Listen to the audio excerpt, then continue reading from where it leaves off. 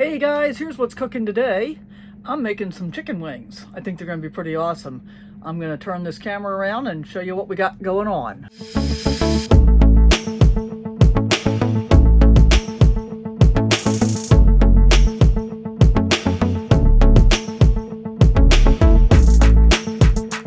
Okay, these are my wings all prepped. I've got 14 wings here and I made a dry rub, so let me tell you what we did.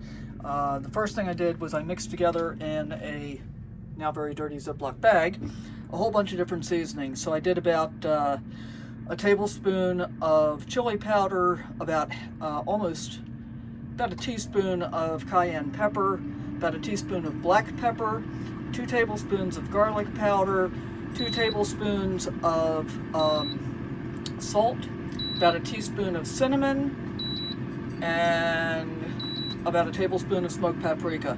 Mixed all of that together in a bag, dried off the wings, and then lightly sprayed them with avocado cooking spray. Dumped them in the bag, mixed them up together, and here we go. It's going to take 2 hands. I need to get them put into the air fryer right now, which is set for 16 minutes at 400 degrees. Okay, it might be useful to know what they look like when they go in too. So here we go. I'm doing the flat pieces all together in one batch, and then I'll do the thicker pieces all together in another batch. Just spray a little cooking spray into your basket and put them out in a single layer. You really don't want them touching because we want them to get all nice and crispy. So 16 minutes, we're going to turn them about halfway through, and then I might have to give them another minute or two at the very end to make sure they're actually really crispy. I love chicken wings. And here we are with the finished product. I did the flat pieces in one batch, and then I did the drummy pieces in a second batch.